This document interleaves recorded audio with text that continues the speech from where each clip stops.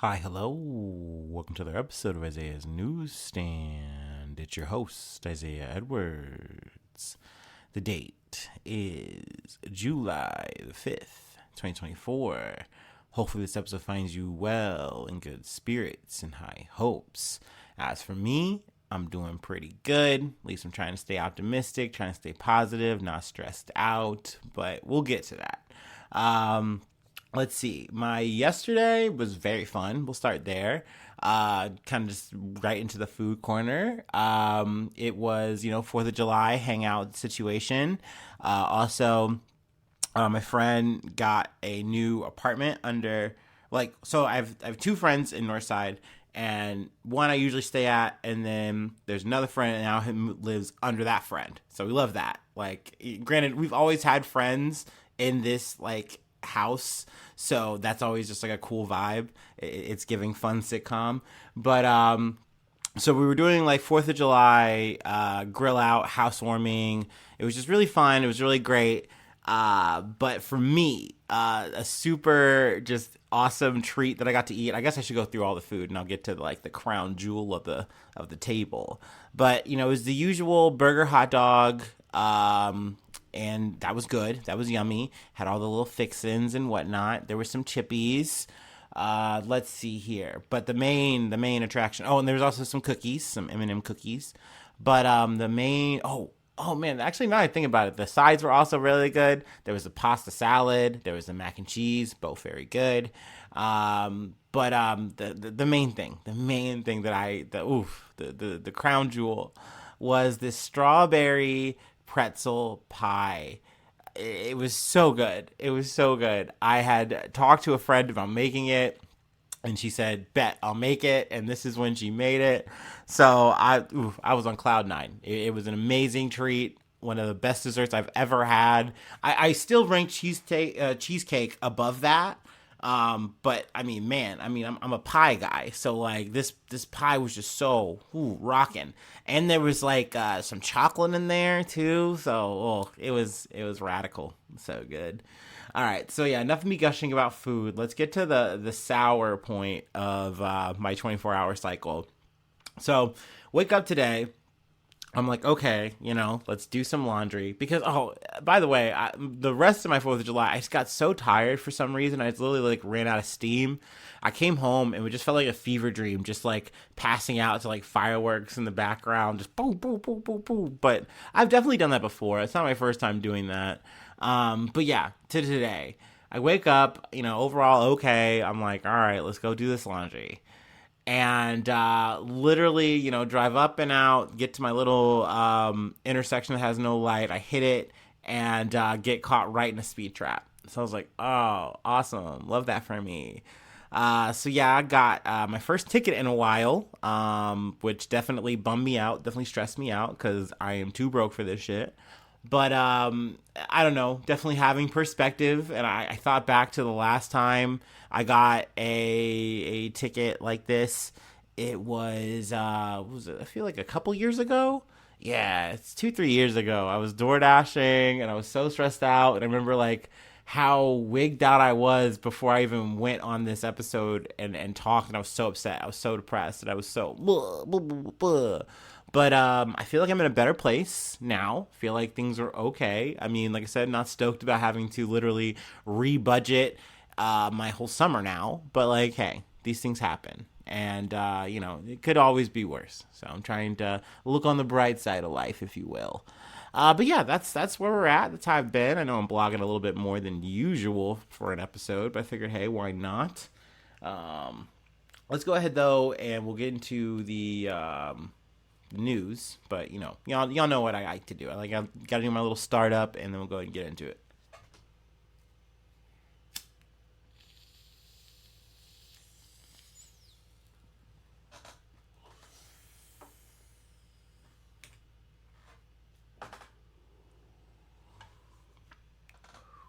Also, I do love that the weather literally held for the whole gathering. Everyone got to hang out and eat, and then it stormed.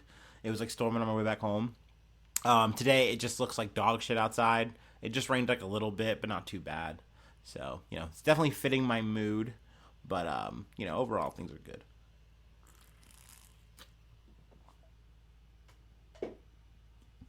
All right, enough of me whining. Let's go ahead and get into some news from NBC News. UK election live updates. Keir Starmer confirmed as Britain's new prime minister after Labour Party's decisive win. So yay! Really, this is less of a win for the Labour Party and just more of a huge fucking loss for the Tories. Fuck the motherfucking Tories. So happy to be able to say that in 2024 and know that these motherfuckers are at least behind us for a little bit. They're in the back seat. But yeah, Keir Starmer has met with King Charles at Buckingham Palace and has officially accepted the role of Prime Minister of the United Kingdom. After addressing the nation from 10 Downing Street, he entered the residence's famous Black Door to start work.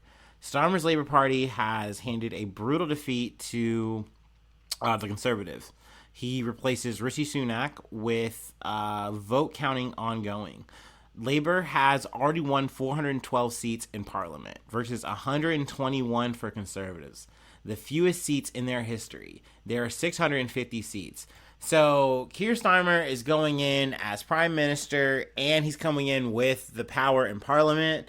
We'll see how they fucking fuck that up somehow. And this is kind of why I get into how I like the Labour Party, but it's a lot like it's liking the Democrats here in America, where it's like I like them as much as I just don't hate them as much as the Republicans, I guess. I don't know. It sucks to kind of see these guys come in and then year after year is probably going to go by and they're just going to underperform, not deliver on the promises, and you're going to see the policies be more aligned than they even should be for two parties that have been telling you completely two different narratives, right? So that's always depressing. It's always upsetting. I think even a little bit more so in the UK sense, because then I was like, oh, well, I wonder how some of the little offshoot parties are here. And it's no, they suck. They do have the far right party. I know, was it Nigel Farage? I guess he finally got a seat after 8 attempts. But he was the guy who got a milkshake thrown on him. But yeah, he made a little bit of a win, and I mean, who knows where that's going to go for him. I would hate to see, the far right make more inroads, across Europe, but, you never know. You never know how this shit's going to go. I really wanted to stick on the fact that the Tories lost and the Labour Party won. So, woo, yay that. But we'll see what the future brings there. All right, let's move to another country and another problem, another issue from CNN. Russia sentences U.S. citizen to 12 years in penal colony for drug trafficking. A U.S. citizen was detained in Moscow on drug-related charges in January and has been, sentenced to 12 years and 6 months in a maximum security penal colony, according to a court statement released Thursday. Robert Woodland was found guilty of attempted trafficking of large amounts of illegal drugs as part of an organized group. The Ostankino District Court of Moscow said. Woodland's lawyers told reporters after the verdict was delivered that they would appeal the ruling as Woodland's guilt has not yet been proven, the Associated Press reported. Woodland has been suffering from unspecified mental health issues. His lawyer, Stanislav Kaczynski, we just butchered that. We're going to keep it moving. Sorry. Told the AP without providing any details. He added that the court didn't take those issues into account. CNN is reaching out to his lawyers for comment. Moscow's prosecutor's office said that on January 3rd, Woodland was caught trying to hide a large batch of methadone after he had transported the synthetic stimulant to an apartment in Moscow. Prosecutors said he used the apartment to bag the drugs in 49 smaller packages for further illegal sale. So I'm sure they dinged him for that even more. Woodland is a U.S. citizen of Russian origin who was adopted by U.S. scientists and he returned to Russia 27 years later. He was born on December 7th, 1991, and his real name is Roman Romanov. He comes from the Perm-Kai region, far from Moscow and just west of the Ural Mountains. So yeah, I mean, this is just kind of one of the cases that's been kind of going on. I know the Evan Gershowitz trial. I think that continued on or started. I'm not sure exactly which in terms of that, but I mean, it's kind of a foregone conclusion either way in terms of with Evan, the journalist. They're going to convict him of espionage, and it looks like they're going to be trying to trade him. Now, in terms of Woodland, what his fate's going to be, I don't know. Considering that this is like a drug-related thing like methadone, it's such a large amount. There's dual citizenship involved. He's kind of more of a person who's been living in Russia. I don't know. You never know. They do mention Paul Whelan here, which makes sense. You know, also a guy who's on espionage charges. We'll see about him. Kesina Karlina, we did cover her.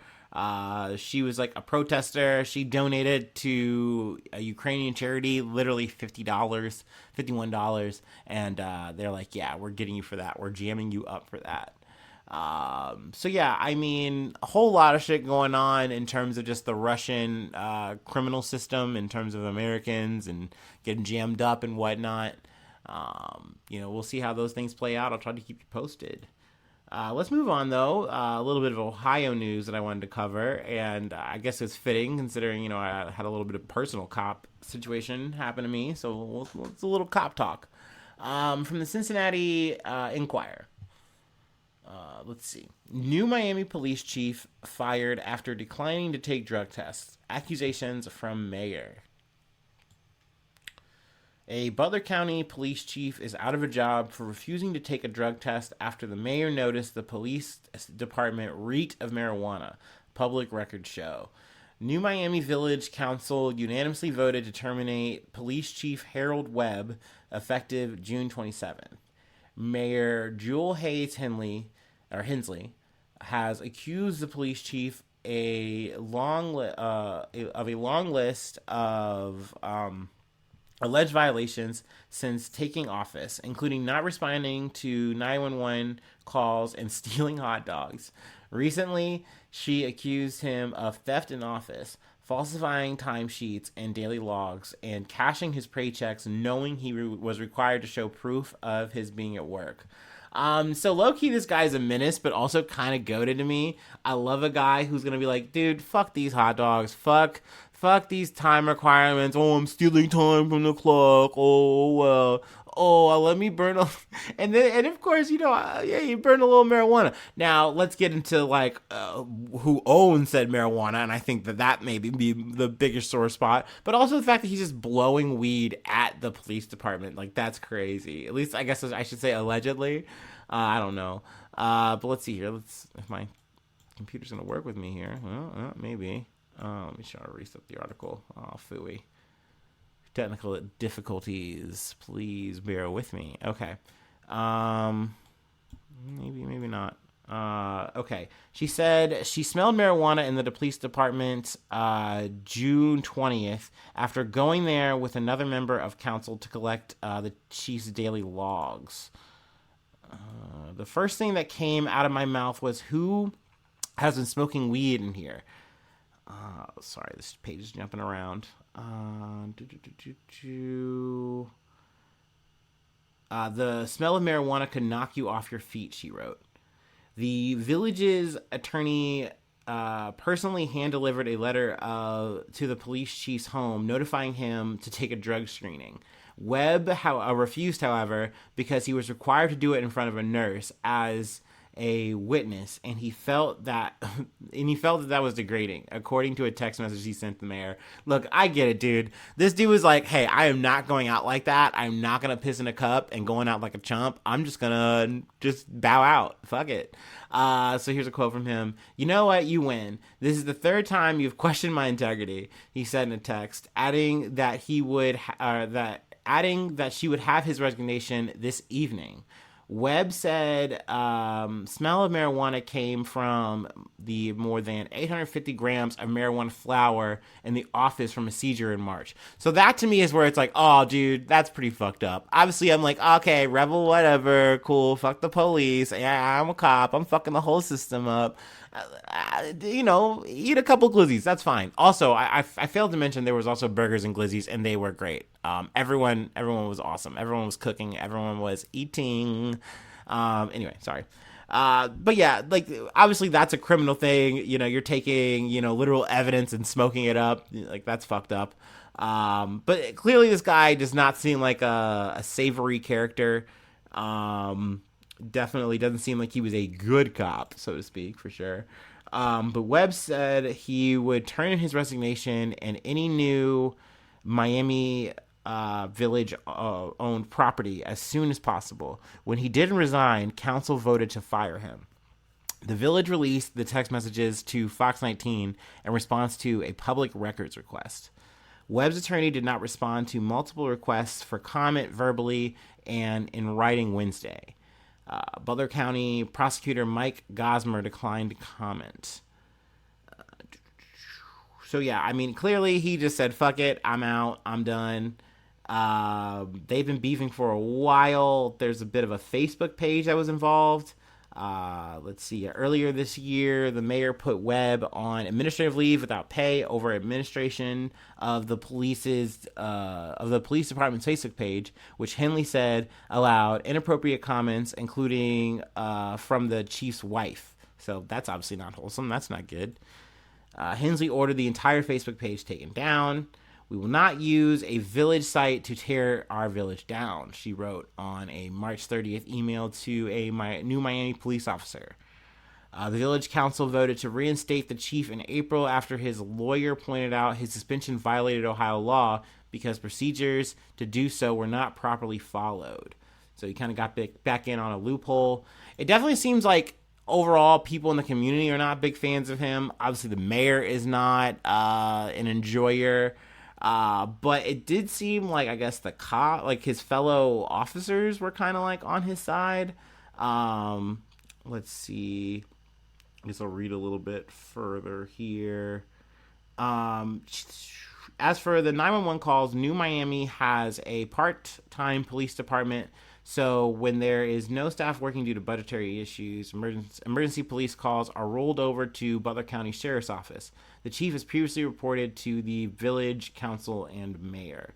The chief has decades of experience in law enforcement. He's never been disciplined before, nothing of this magnitude. His officers love him, Gray told Fox 19 earlier this year.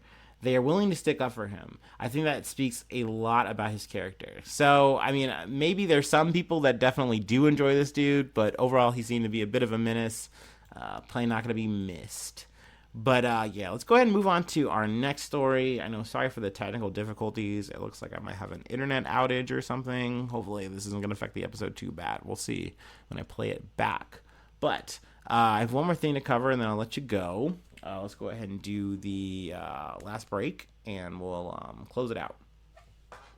Sadly, we got to talk about some culture war shit with our farming supplies, no less. What a weird juxtaposition, culmination.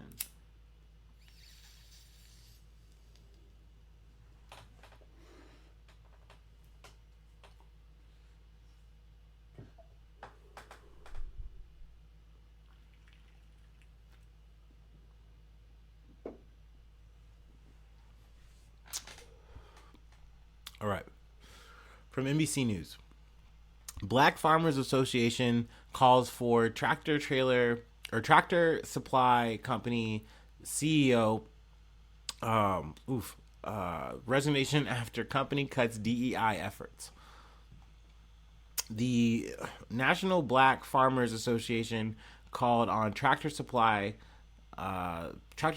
president and CEO Tuesday to step down after the rural retailer announced it would drop most of its corporate diversity and climate advocacy efforts, or their DEI efforts, essentially.